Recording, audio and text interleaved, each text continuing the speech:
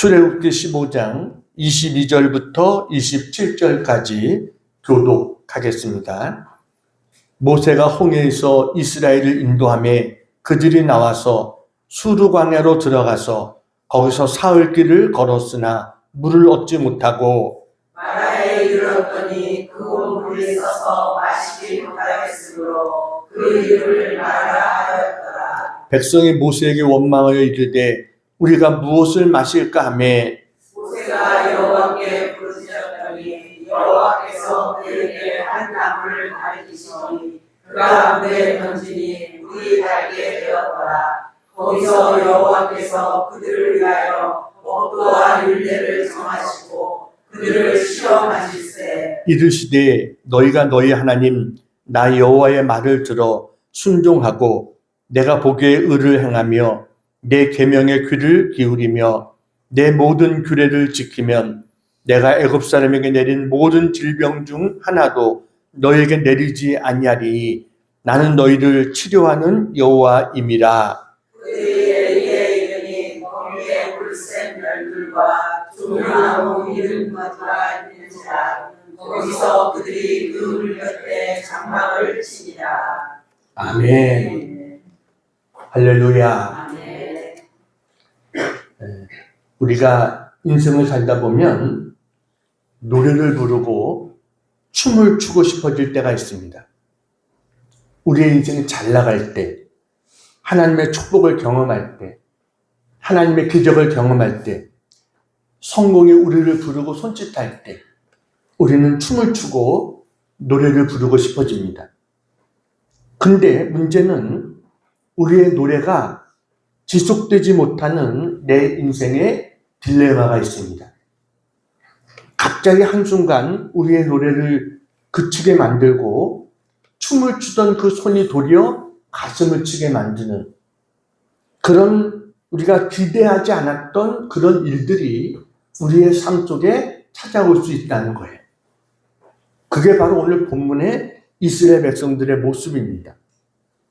오늘 본문이 시작되는 출애굽기 15장 1절에 보면 이렇게 시작됩니다. 1절 같이 한번 읽겠습니다.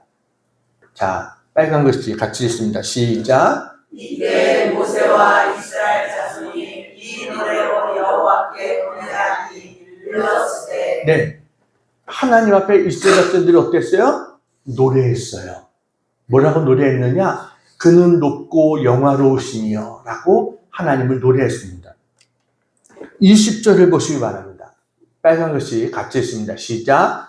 아론의 누이 선지자 미리암이 손에 소고를 잡으매 모든 여인도 그를 따라 나오며 소고를 잡고 춤추니. 지금 노래하고 춤추는 이스라엘 백성들의 모습을 볼 수가 있습니다. 그런데 문제는 이 노래와 춤이 그렇게 오래가지 못했다는 것입니다. 오늘 본문 24절에 보면 자, 그들이 하나님 앞에 이제 원망합니다. 한순간에 노래가 그치고 자, 거기 같이 읽어볼까요? 시작. 백성이 모세에게 원망하여 이르되 우리가 무엇을 마실까 하며 백성이 어떻게 했어요? 모세에게 원망했다. 우리가 무엇을 마실까? 그러면서 원망했다는 거예요. 이거는 그들의 마음속에 고통이 찾아왔다는 거예요. 왜 이렇게 됐느냐? 22절을 보시기 바랍니다. 22절 같이 읽습니다. 시작. 모세가 홍해에서 이스라엘을 인도하며 그들이 나와서 수르 광야로 들어가서 거기서 사흘 길을 걸었으나 물을 얻지 못하고. 이스라엘 민족이 430년 동안 애굽에서 노예 생활을 했잖아요. 그것을 끝내고 하나님의 은혜로 홍해를 건너고 엑소도스 하게 됐습니다. 하나님의 기적적인 도우심으로 이제 의기양양하게 홍해를 건너서 시나이 반도로 들어가게 됐어요. 그리고 사흘이 지났습니다. 근데 지금 상황이 역전됐습니다. 뜻밖의 난제에 부딪히게 된 거예요. 그것은 바로 물이 떨어진 겁니다. 여러분, 광야에서 사막에서 물은 필수적인 것이고 물이 없으면 사망인 거예요. 더군다나 200만 명이나 넘는 이런 대민족이 마실 물이 없다? 이거 완전히 절망적인 상황입니다. 그러다 이스라엘 백성들이 물을 발견합니다. 얼마나 기뻤겠어요. 모두 조아라 그냥 달려가가지고 그 물을 마시는데 마신 걸 다 토해냅니다. 도저히 써서 마실 수가 없는 물인 거예요. 아무리 갈등이 심해서 죽을 지경이라고 할지라도 마실 수가 없었어요. 그래서 그곳 이름을 마라라라고 했다라고 이야기합니다. 마라라는 뜻은 쓰다, 쓰디 쓴 고통, 그런 뜻입니다. 그래서 그들이 모세와 하나님에 대해서 원망하기 시작한 거예요. 조금 전까지 춤추고 노래하고 하나님을 찬양했던 그들이 불과 사흘 만에 지금 탄식하고 고통하고 신음하면서 하나님 앞에 원망하고 있다는 거예요. 이게 우리 인생의 그림이 아닌가요? 우리가 살다 보면 정말 행복한 노랫소리가 서글픈 탄식으로 바뀌는 일들이 비일비재합니다. 인생의 모든 정상의 이면에는 항상 계곡과 골짜기가 있는 거예요. 이럴 때 우리가 이 고통을 극복하기 위해서 가장 중요한 게 뭐냐? 그거는 고통의 의미를 발견하는 겁니다. 고통의 의미를 모르고 고통을 당하면 더 힘들고 어렵죠. 그렇지만 내가 아무리 고통이 심해도 그 의미를 알고 있다고 한다면 우리는 고통 속에서도 견딜 것입니다. 버틸 거예요. 그리고 이 고통을 극복할 수 있다고 생각할 것입니다. 그래서 고통의 의미를 깨닫는 게 중요합니다. 고통의 의미를 바로 아는 게 치유의 시작입니다.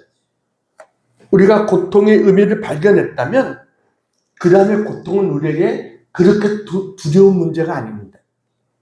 그렇다면 우리가 물어야 될 정말 중요한 질문이 뭐냐?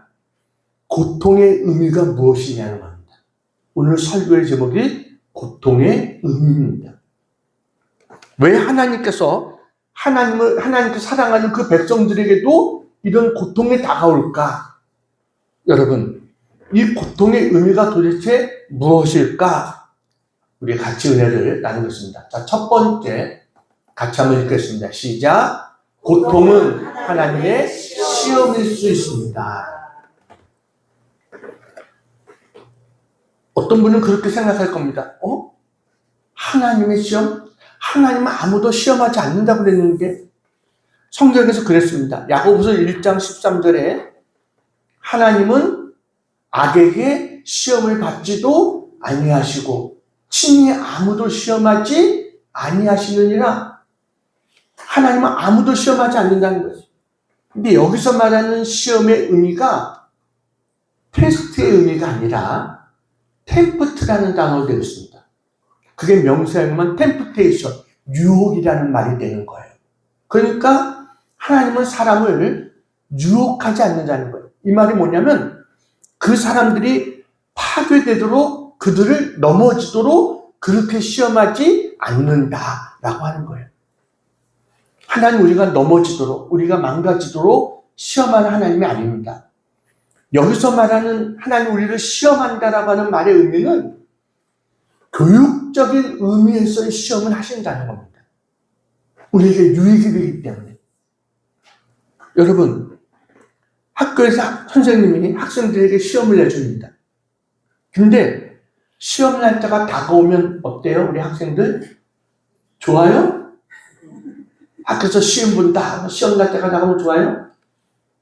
나는 시험 날짜가 다가오면 설레고 시험이 기다려진다. 난 시험처럼 좋은 게 없어. 이런 사람 손 들어보세요. 아무도 없죠.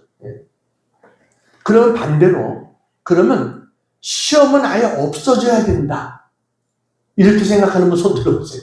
시험은 아예 없어져야 돼. 우리 지율이가 손 들었습니다. 근데 여러분, 시험이 있어야 내 실력이 어느 정도인지 알잖아요.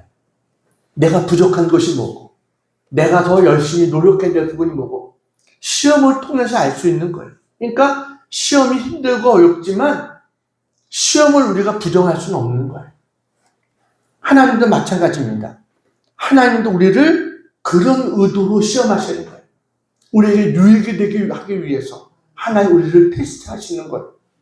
우리 25절 다시 한번 읽겠습니다. 25절 처음부터 시작. 모세가 여호와께 부르짖었더니 여호와께서 그에게 한 나무를 가르치시니 그가 물에 던지니 물이 달게 되었더라. 거기서 여호와께서 그들을 위하여 법도와 율례를 정하시고 그들을 시험하실세. 하나님이 그들을 시험하셨어요. 그 시험하신 목적이 뭐냐면 법도와 율례를 정하시기 위해서 시험하신 거예요. 그러니까 이스라엘 백성들이 너희들이 이 사건을 통해서 하나님 말씀이 무엇인지를 깨닫고 하나님 말씀을 붙잡고 살아가는 그런 내 백성이 됐으면 좋겠다. 하나님이 이런 의도로 시험하셨다는 겁니다. 그래서 오늘 출애굽기 15장 1절에 보면 아까 무엇으로 시작했어요? 노래로, 춤으로 시작했어요. 근데 출애굽기 15장 앞에 14장에 보면 어떤 사건이 나오냐면 홍해바다를 건너는 사건이 나옵니다.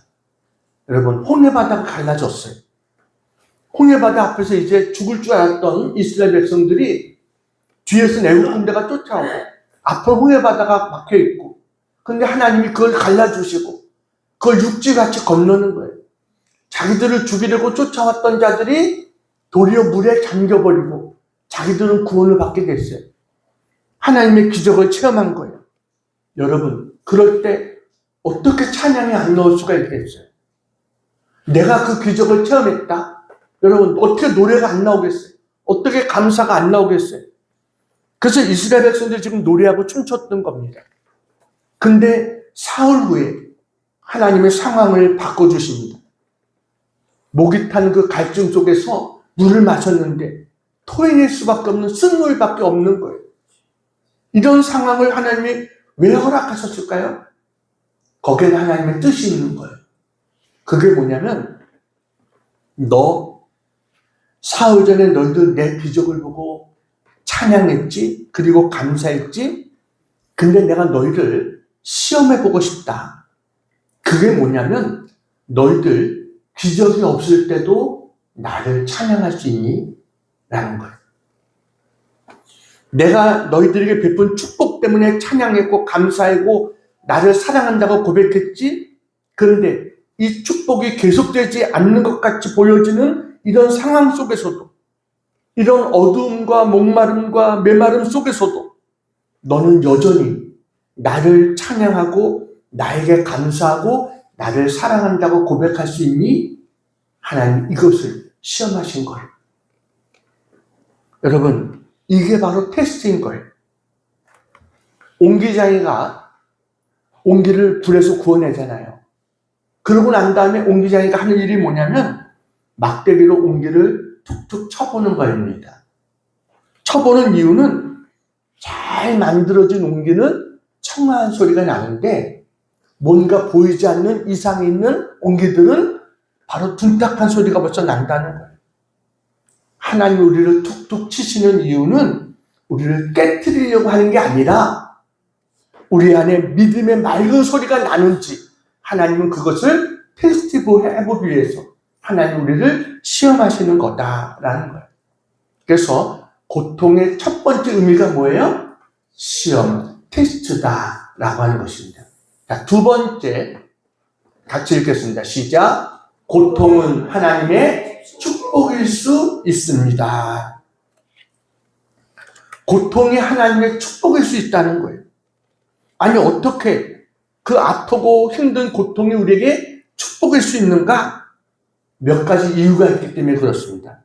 첫째 이유는 고통은요, 우리로 하여금 하나님의 기적을 경험할 수 있도록 우리를 인도해 주기 때문에, 그래서 고통이 오히려 축복 축복일 수 있다는 거예요. 여러분, 우리 성도들이 경험하는 고통은 대부분 고통 그 자체로 끝나지 않습니다. 왜냐하면 하나님께서 우리가 믿음으로 반응하면 우리에게 놀라운 역사들을 보여주시는 거예요. 그래서 고통이 축복이 되게 만들어주시는 거예요. 여러분, 이스라엘 백성들이 이 사건을 경험하면서 뭘 경험합니까? 하나님 앞에 부르짖었어요. 그때 하나님이 한 나무를 지시하십니다.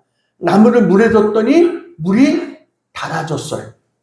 여러분, 하나님은 모세에게 멀리 있는 나무를 지시하지 않았어요. 바로 가까이에 있는 그 나무를 지시하셨어요. 여러분, 우리 인생에 쓴물을 단물로 바꾸는 비결은 멀리 있지 않습니다. 우리 곁에 있는 예수 그리스도라고 하는 십자가를 던지면 여러분, 그 쓴물이 우리를 치유하고 단물로 바뀌어지는 역사가 나타나게 되는 줄로 믿습니다.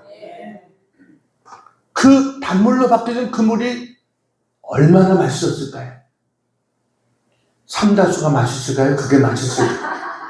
어느 게 더 맛있겠어요? 근데 여러분, 이렇게 한번 생각해 보세요. 처음부터 그들이 목마르지 않았다면 그 물이 그렇게 맛있었을까요? 여러분, 쓴물을 맛봤기 때문에, 마실 수 없고 토할 수밖에 없는 물을 맛봤기 때문에 그 바뀌어진 그 물이 얼마나 달고 맛있었겠어요? 인생에 쓰디쓴이 없다면 우리는 단맛을 모르는 것입니다. 슬픔이 없이 어떻게 기쁨의 의미를 알겠어요? 고통이 없이 어떻게 환희의 의미를 알고 이별의 쓰라림이 없이 어떻게 만남의 기쁨을 알 수 있겠어요? 상실의 고통이 없이 내가 가지고 있는 것이 얼마나 행복인가를 어떻게 알 수 있겠어요? 그래서 하나님께서 우리에게 주시는 축복, 여러분, 하나님은 우리에게 고통을 통해서 또 다른 기적을 맛보게 하기 위해서 하나님 우리에게 고통을 허락하신다라고 하는 거예요. 자, 고통을 주시는 또 다른 이유가 있습니다. 그것은 고통에서 멀지 않은 곳에 하나님의 예비하신 축복이 있다는 것입니다. 여러분, 오늘 마지막 구절이 어떻게 끝납니까? 27절 우리 같이 한번 읽겠습니다. 시작. 그들이 엘림에 이르니 물샘 열둘과 종려나무 70그루가 있는지라. 거기서 그들이 그 물 곁에 장막을 치니라. 마라라고 하는 쓴물을 만난 장소에서 불과 10km 정도밖에 떨어져 있지 않은 곳에 엘림이라고 하는 곳이 있었다는 거예요. 여러분, 10km면 한 3시간이면 도착할 수 있는 그런 시간입니다. 아주 가까운 거리예요. 근데 거기 도착해 보니까 뭐가 있어요? 물샘이 12개가 있고, 하나만 있어도 귀한데 물샘이 12개가 있고, 종려나무가 70그루가 그늘을 만들어주는 그런 장소가 거기에 있었다라고 하는 거예요. 근데 이스라엘 백성들은 지금 마라에서 원망하고 있었어요. 왜 원망하고 있었어요? 이유는 간단해요. 엘림이 보이지 않았기 때문에. 내가 고통스러운 이유는 미래가 보이지 않았기 때문입니다. 내일이 보이지 않았기 때문에, 희망이 보이지 않았기 때문에, 앞길이 보이지 않았기 때문에, 어떻게 보면 끊임없는 터널 속에 있는 것 같았기 때문에 우리가 고통스러운 거예요. 근데 하나님은 멀지 않은 곳에 뭐예요? 엘림을 예비해 주셨어요. 여러분, 엘림이 보이지 않아도 엘림이 있다는 사실을 믿으시기 바랍니다. 하나님 우리를 위해서 엘림을 준비하셨어요. 이스라엘 백성들이 원망하며 주저앉았을 그때 축복의 땅 엘림은 불과 2-3시간 거리에 두고 있었어요. 조금만 더 가면 되는데 그 짧은 구간을 가지 못해서 원망한 거예요. 내가 지금 정말 힘들고 어렵다라고 느껴진다면 엘림은 가까이 있는 거예요. 우리가 그 사실을 알아야 돼요. 거의 다 온 거예요. 하나님은 고통 뒤에 더 큰 축복을 예비하신 하나님이시다. 모든 것이 합력하여 선을 이루시는 하나님이신 것을 믿으시기 바랍니다. 얼마 전에 재미난 것을 봤습니다. 최근 중국에서 억울한 표정을 가진 말 인형이 소셜미디어를 통해서 폭발적인 인기를 끌면서 대박이 났습니다. 이거는 중국 저장성 이웃시에 위치한 완구업체에서 만든 그 인형이었어요. 말에 관한 인형이었어요. 근데 이 인형이 대박난 과정이 너무 재미나요. 원래 이 사람들이 이 인형을 지금 올해가 무슨 해입니까? 말해잖아요. 그래가지고 이 웃고 있는 그 말을 인형으로 만든 거예요. 근데 공장 직원의 실수로 이 말에 웃는 입의 모양을 거꾸로 다른 거예요. 그래가지고 이 웃는 모습이 우는 모습처럼 된 거예요. 사진을 보여드리겠습니다. 예. 하나는 저렇게 웃는 거지만 또 하나는 저걸 거꾸로 박음질을 해가지고 우는 모습이 된 겁니다. 그래가지고 시무룩한 그런 입이 돼버리고 말았어요. 어떤 사람이 모르고 이 인형을 구입을 했어요. 그리고 나서 SNS에다가 웃는 말을 주문했는데 너무 억울하게 생긴 말이 왔다. 이렇게 사진을 올린 겁니다.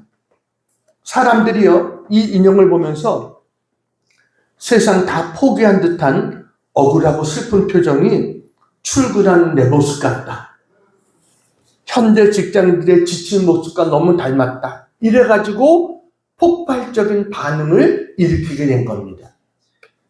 초기에는 불량품으로 처리될 뻔했던 이 인형이었는데 구매 문의가 빗발쳤어요. 그래가지고 회사는 즉시 전략을 바꿨습니다. 처음에는 2개였던 생산 라인을 10개로 늘린 겁니다. 하루 주문량이 수만 건에 달할 정도로 인기 폭발이 됐어요.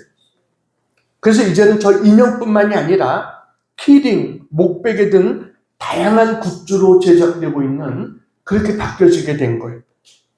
한 직원의 실수가 큰 성공을 가져오게 된 겁니다. 이런 일들이요, 우리 인생에 많습니다. 어떤 한 보험업체 직원이, 여러분, 어떤 사람은 계약을 하기 위해 가지고 계약서를 쓰다가 잘못해가지고 잉크를 엎질렀어요. 그래서 계약서가 망치니까 다시 계약서를 준비하려고 간 사이에 이 사람이 다른 회사와 계약을 해버렸어요. 얼마나 속상하겠어요. 근데 그 다른 회사를 원망하지 않고, 그 사람을 원망하지 않고, 만약에 쏟아지지 않는 그런 펜으로 된 잉크가 있다고 한다면, 그러면 이런 문제가 없을 텐데, 그래서 나오는 게 만년필인 겁니다. 만년필이 그래서 탄생이 된 거예요. 여러분, 오늘 이 인형 공장의 실수가 소비자들을 위로해주는 신의 한 수가 됐어요. 우리 인생에 뼈아픈 실수와 마라의 쓴물 같은 고통도 하나님의 손에 붙잡히면 누군가를 치유하는 단물이 될 수 있다는 사실을 믿으시기 바랍니다. 하나님은 우리의 실수와 우리의 아픔까지도 합력해서 선을 이루시는 능력의 하나님이시다. 그러니까 하나님은 이 고난 뒤에 축복을 하나님이 예배에 두고 계신 하나님이시다. 언제나 이것을 믿으시기 바랍니다. 자, 3번째, 같이 한번 읽겠습니다. 시작. 고통은 하나님의 계시일 수 있습니다. 고통이 하나님의 계시라는 게 무슨 말일까요? 계시는 스스로를 나타내 준다는 거예요. 그러니까 하나님이 어떤 분이신지를 우리에게 알게 해주시는, 이게 고통일 수 있다는 거예요. 우린 고통을 통해서 하나님을 알게 돼요. 하나님이 어떤 하나님이신지를 깨닫게 되는 거예요. 기독교 변증가였던 C.S. 루이스가 이런 말을 했습니다. 하나님은 쾌락 속에서 우리에게 속삭이고 양심 속에서는 말하지만 고통 속에서는 소리치신다 라고 이야기했어요. 쾌락 속에서는 조용히 우리에게 속삭이고, 그 다음에 양심 쪽에는 그냥 말하지만 고통을 통해서는 우리에게 뭐예요? 소리치시는 거예요. 고통은 귀먹은 세상을 깨우는 하나님의 확성기다 라고 이야기했습니다. 고통은 확성기와 같아요. 고통을 통해서 우리는 하나님의 음성을 듣게 되는 거예요. 평안할 때는 들리지 않았던 하나님의 말씀이 고통 가운데 있을 때 들려오는 거예요. 아, 이게 하나님 말씀이구나. 여러분, 이 마라의 사건을 통해서 하나님께서 말씀해 주시려고 했던 것이 뭘까요? 첫째는 쓴물을 만났을 때 원망하지 말라 하는 겁니다. 마라를 만난 이스라엘 백성이 사흘 만에 어려움에 부딪히자 그렇게 찬송했던 하나님 앞에 원망했던, 우리는 무엇을 마실까? 모세 앞에 원망을 쏟아놓았던 이런 이스라엘 모습을 보면서 시작이 중요하다는 것을 느낍니다. 이들은 광야 생활을 원망으로 시작했어요. 첫 단추를 잘못 낀 거예요. 그때는 그 이후에 어떻게 됩니까? 계속되는 원망, 불평. 그래서 그렇게 결국 광야 생활을 끝내게 되는 거예요. 시작이 절반이잖아요. 어떻게 시작하느냐가 중요합니다. 원망은 독소와 같아요. 사탄의 역사입니다. 그래서 원망이 무섭습니다. 왜냐하면 우리를 죽이기 때문에 그렇습니다. 멸망의 길로 우리를 가게 만드는 게 원망이다라는 것. 쓴물을 단물로 바꾸려면 어떻게 됩니까? 우리는 먼저 원망하지 말아야 됩니다. 이들의 원망은 잘못됐어요. 왜 그러냐면, 여러분, 하나님께서 이스라엘 백성들 설마 그냥 죽이시려고 그 홍해를 건너게 하셨을까요? 그리고 광야가 이스라엘 백성들의 목적지입니까? 아니죠. 가나안은 이스라엘 백성들의 목적지가 아닙니다. 거기는 지나가는 과정입니다. 하나님께서 이스라엘 백성들을 왜 마라로 인도했느냐? 하나님은요, 쓴물도 단물로 바꾸실 수 있는 하나님심을 알려주기 위해서 하나님은 그들을 인도했던 거예요. 근데 원망하면 어떻게 돼요? 하나님은 내가 사라지는 거예요. 그래서 여러분, 하나님 우리를 치료해 주시는 하나님이시다. 이것을 깨닫고 우리는 힘들고 어려운 일이 있어도 우리는 원망하지 말아야 됩니다. 한 해의 시작을 원망으로 해서는 안 돼요. 우리는 감사로 언제나 시작할 수 있는 우리가 되어져야 될 줄로 믿습니다. 두 번째 이유는요, 기도의 교훈을 가르쳐 주시기 위해서입니다. 무슨 교훈이요? 기도의 교훈. 모든 백성들이 마라 앞에서 원망했지만 모세는 달랐어요. 모세는 뭐라고요? 25절에 보면 여호와께 뭐라고요? 부르짖었더니 라고 말해요. 모세는 여호와께 부르짖었어요. 그랬더니 하나님 모세의 기도를 들으시고 하나님께서 쓴물을 단물로 바꿔주십니다. 여러분, 우리의 쓰디쓴 인생을 우리가 어떻게 달게 만들 수 있겠어요? 내 힘으로는 할 수 없지만 하나님은 하실 수 있는 것을 믿으시기 바랍니다. 그래서 하나님께서 부르짖으라는 거예요. 기도하라는 거예요. 지금 내가 마라했다 라고 생각되는 분이 있다면 하나님이 나에게 기도하라고 하시는구나. 이것을 깨닫고 하나님 앞에 기도하는 자들에게를 축복합니다. 기도하면 쓴물이 단물로 바뀌어지는 역사가 나타나게 됩니다. 세 번째는요, 말씀에 순종해서 살라라는 것입니다. 말씀이 어떻게 하라고요? 순종하며 살라. 오늘 본문인 25절 후반에서 26절을 보면 하나님께서 마라의 사건을 계기로 이스라엘 백성들에게 법도를 정하십니다. 그리고 그들에게 4가지 조건을 충족하면 너희들에게 애굽 사람에게 내린 질병이 하나도 내리지 않겠다라고 약속을 하십니다. 하나님 말씀하신 4가지 조건이 뭐예요? 첫째가 너희가 너희 하나님 나 여호와의 말을 들어 순종하고 라는 것. 하나님 말씀을 들어서 순종하는 거예요. 두 번째는 뭐냐면 내가 보기에 의를 행하며 라는 거예요. 말씀을 듣기만 하는 게 아니라 하나님 앞에서 의롭고 바른 자세로 살아가라는 거예요. 세 번째는 내 계명에 귀를 기울이며 라는 거예요. 하나님 말씀을 귀를 기울여서 들으려고 해야 된다는 거예요. 네 번째는 내 모든 규례를 지키면 그냥 듣는 거로 끝나는 게 아니라 그 말씀대로 순종하라. 네 가지를 하나님이 요구하셨어요. 그렇게만 하면 하나님은 어떻게 하시겠느냐? 26절입니다. 26절 빨간 글씨 같이 읽어요. 처음부터 한번 읽어볼게요. 시작. 이르시되 너희가 너희 하나님 나 여호와의 말을 들어 순종하고 내가 보기에 의를 행하며 내 계명에 귀를 기울이며 내 모든 규례를 지키면 내가 애굽 사람에게 내린 모든 질병 중 하나도 너희에게 내리지 아니하리니 나는 너희를 치료하는 여호와임이라. 아멘. 그러면서 하나님께서 마지막으로 자기를 계시하십니다.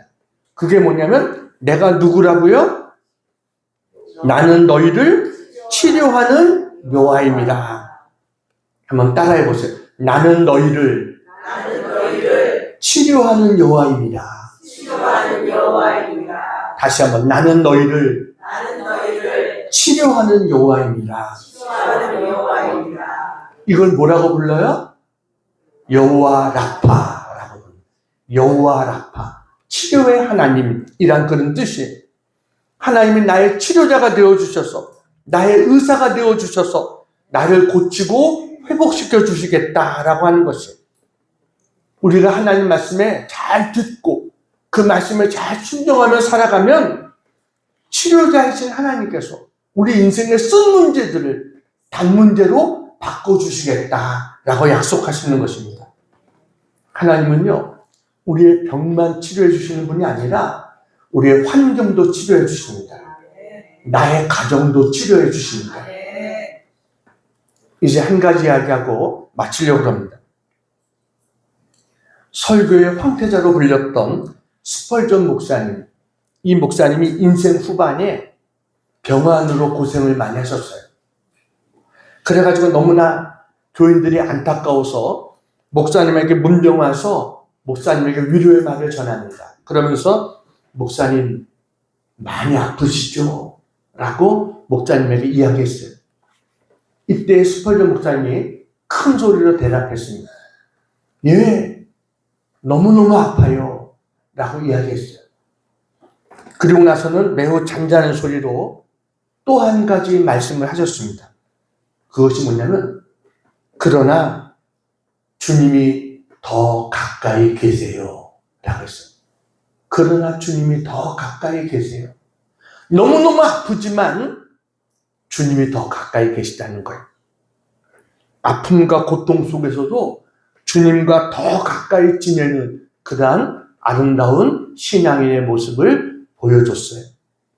여러분, 우리가 힘들고 어려울 때 어떻게 보면 그 고통의 의미를 다 알지 못하지만 그 속에서 내가 하나님을 만날 수 있다면, 그리고 하나님이 나를 사랑하신다는 그 사실을 붙잡을 수 있다면 우리는 능히 고통을 이겨낼 수 있는 줄로 믿습니다.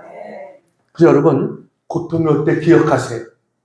하나님 우리를 골탕 먹이시려고 고통으로 시험하시는 분이 아니라 그 시험의 끝은 결국 하나님의 축복이다. 고통은 단순히 내가 견뎌야 될 짐이 아니라 변장하고 찾아온 하나님의 축복이다. 언제나 이 사실을 기억하시기를 바랍니다. 여러분 앞에 마라의 쓴물이 있으니까 원망을 멈추고, 여러분 하나님 예비하신 한 나무, 바로 십자가를 그 물에 던지시기를 바랍니다. 그러면 우리의 인생의 쓴물이 단물로 바뀌어질 줄로 믿습니다. 그리고 엘림은 결코 멀리 있지 않습니다. 고난의 의미를 깨닫는 사람은 이제 다시 일어나서 하나님이 예비하신 찬양을 부르며 축복의 자리로 나아갈 수 있는 그런 은혜가 우리에게 있게 될 줄로 믿습니다. 하나님 앞에 믿음으로 감사하며 마라에서 엘림으로 나아가는 우리 모두가 되기를 주님의 이름으로 축원합니다. 기도하겠습니다. 사랑의 하나님, 홍해의 찬양이 마라의 원망으로 바뀌었던 저희들의 연약함을 용서하여 주시옵소서. 인생의 쓴물 앞에서 이것이 저를 성숙하게 하실 하나님의 테스트임을 깨닫게 하시고 원망 대신 믿음으로 합격하게 하여 주시옵소서. 쓴물 너머에 이미 엘림의 오아시스를 예비하신 하나님의 축복을 신뢰하며 오늘을 견디고 승리할 힘을 주시옵소서. 무엇보다 고통의 현장에서 여호와 라파 치료하신 하나님을 깊이 만나는 계시의 은혜를 허락해 주시옵소서. 사랑하는 여러분, 기도에서 떠나지 않는 고통이 나를 괴롭히고 있다면, 내 가슴을 짓누르고 있다면 이 시간 한번 조용히 가슴에 손 얹고 같이 한번 기도하기를 원합니다. 하나님, 고통스럽습니다. 아픕니다. 우리가 지고 가는 인생의 짐이 너무 버겁고 힘들 때가 있습니다. 하나님 아시죠? 그러나 이것이 나를 유익하게 하는 하나님의 의도가 있는 그런 시험이라고 한다면 하나님 이 시험 합격하게 도와주시옵소서. 그리고 이 고통 속에 숨겨져 있는 하나님의 축복을 볼 수 있는 눈을 열어 주시옵소서. 하나님 도와주세요. 오셔서 내 손을 붙들어 주시고 나를 사랑한다고 말씀해 주세요. 그 사랑으로 오늘의 고통을 극복할 수 있도록 도와주시옵소서. 그러나 너무 오랫동안 지쳐서 일어나지 못하는 일이 없도록 하나님이 고통을 옮겨 주시옵소서. 그리고 우리 속에 그 사랑을 부어 주시옵소서. 하나님의 능력을 부어 주시옵소서. 우리에게 찬송을 돌려 주시옵소서. 그래서 찬양하며 춤추며 감사하며 주님을 따라갈 수 있도록 하나님 은혜를 내려 주시옵소서. 이 시간 가슴에 손 얹고 기도하는 종들 축복하여 주셔서 저들의 쓴물들이 단물로 바뀌어지게 하시고 여호와 라파의 치료 하나님의 역사가 저들에게 임하게 도와주시옵소서. 저들의 연약한 곳들 만져주시고 기름 부어주시고 하나님 고쳐주시옵소서. 강건케 하여 주시옵소서. 나사렛 예수 이름으로 명하노니 예수 이름으로 깨끗해질지어다. 강건할지어다. 모든 어둠은 떠나갈지어다. 하나님 감사합니다. 영광 받아 주시옵소서. 우리 마음속에 찬양이 회복될지어다. 하나님 다시 영광의 하나님을 찬양하며 걸어갈 수 있도록 우리 모두에게 은혜를 더해 주시옵소서. 예수님의 이름으로 감사하며 기도하옵나이다. 아멘.